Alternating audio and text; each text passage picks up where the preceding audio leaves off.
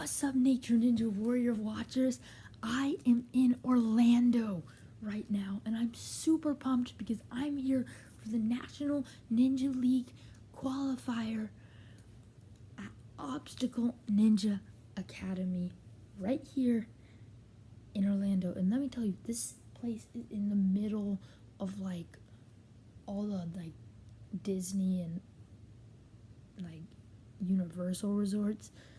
There's so much traffic around here. It's 9 o'clock-ish right now, and my dad's still asleep, which is why I have to be quiet. But at 12 o'clock is when the rules start. They posted someone running through this course on their Instagram and Facebook. I am going to just look it up on Instagram. I'm gonna watch through it a bunch more times. I watched through it last night a few times. I'm going to pick up as much as I can from this video so that I can absolutely dominate. Because let me tell you, after looking at this course, it looks doable.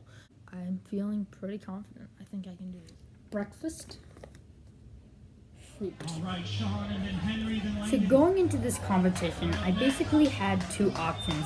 I could try to book it to the Ninja Killer or go slow and try to clear. So as you can see already, I'm taking a very slow and careful approach because I really want to clear.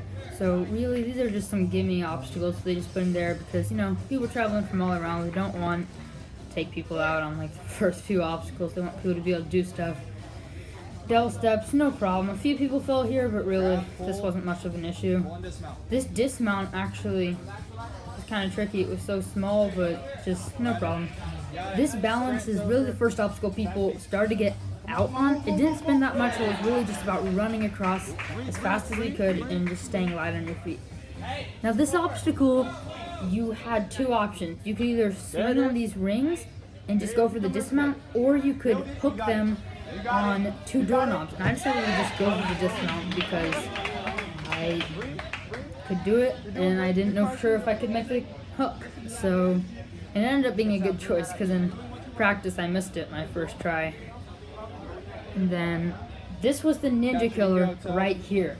I think only like 6 or 7 people at most made it past this in the actual overall. So I went right in the middle because this thing tipped and I wanted to be able to control it as it went down. So it was definitely a bit slower, but you know, I just was being super careful. And then a lot of people failed just trying to make the catch onto this, you know, propeller. But I made the catch, which I was very happy about.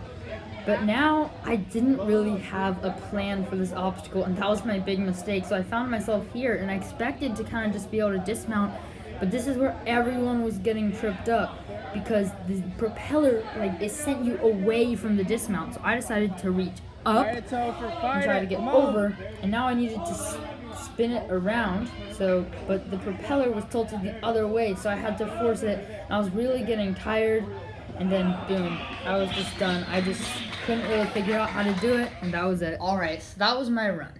I feel kind of happy, a little bit disappointed. It's kind of mixed emotions about this run. I ended up making it as far as most people made it. I fell on the Ninja Killer, and there's not really anything to be ashamed of when it comes to falling on a Ninja Killer, right? But at the same time, I do kind of wish I could have made it through. I'm happy I got through a bunch of obstacles. It would have been a bummer since I traveled like 7 hours to get here. So overall, mixed emotions, but it was a really fun and positive experience overall. So on that propeller obstacle, we got to talk about it. So I felt really good going into it. I was shaying through, no problem. I wasn't even pumped really when I got to it, but that propeller bar, so now it's a cliffhanger and it's slanted.